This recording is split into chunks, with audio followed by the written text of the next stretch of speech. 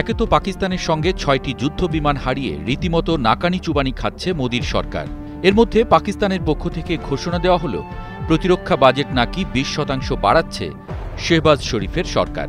প্রতিরক্ষা বাহিনী নিয়ে ভারতের এতদিনের গর্ব তো এমনিতেই ধূলিসাৎ, আর এখন পাকিস্তানের প্রতিরক্ষা ব্যয় বাড়ানোর ঘোষণায় যেন মাথায় বাজ পড়ার অবস্থা নরেন্দ্র মোদির।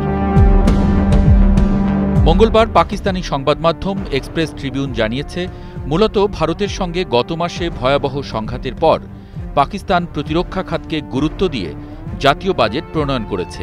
এক্সপ্রেস ট্রিবিউন বলছে, পাকিস্তান সরকার ২০২৫-২৬ অর্থবছরের জন্য ঘোষিত বাজেটে প্রতিরক্ষা খাতে বড় অঙ্কের বরাদ্দ দিয়েছে।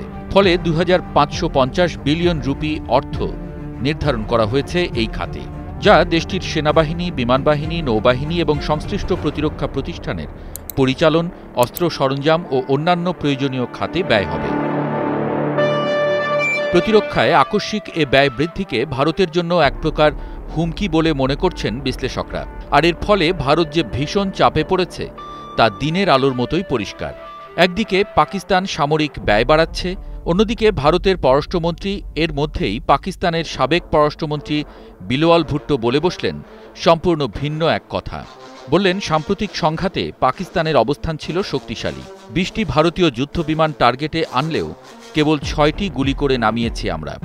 যুদ্ধের পরিবর্তে শান্তি বজায় রাখার স্বার্থে আমরা সংযম দেখিয়েছি।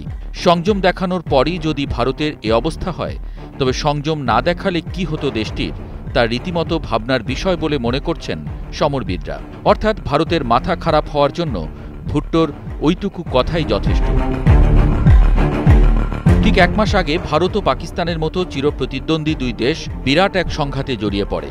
সেই সময় সিএনএনের এক প্রতিবেদনে মোটামুটি তোলপাড় শুরু হয়ে যায় আন্তর্জাতিক অঙ্গনে। ওই প্রতিবেদনে সিএনএনের ভাষ্য, পাকিস্তানের পাল্টা হামলার মাত্রা দেখে হতবাক হয়ে গিয়েছিল ভারত।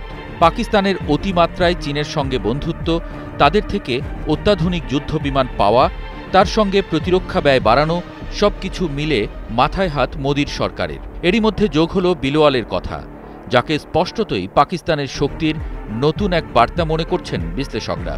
এরই মধ্যে মঙ্গলবার অনেকটা হঠাৎ করেই প্রয়োজনে পাকিস্তানের ভেতরে ঢুকে হামলা চালাবে ভারত, এমন কথা বলতে শোনা যায় ভারতের পররাষ্ট্রমন্ত্রী সুব্রমানিয়াম জয়শঙ্করকে।